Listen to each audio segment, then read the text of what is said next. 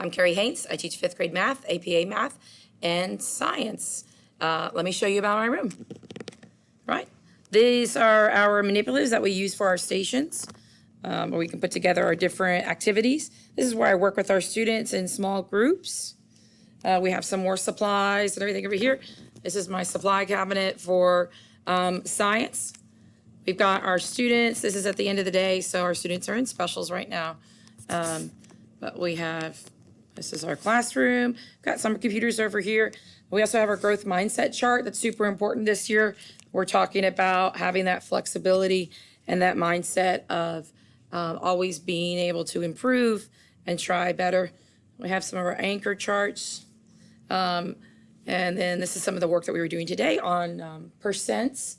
And right over here is where we keep our idea of what we're doing in the classroom today.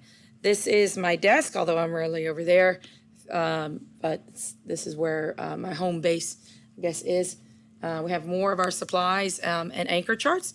And let me show you where we keep our files for our, this is our absent work. So when students are absent, right here, when students are absent, they're supposed to pick up their work right here.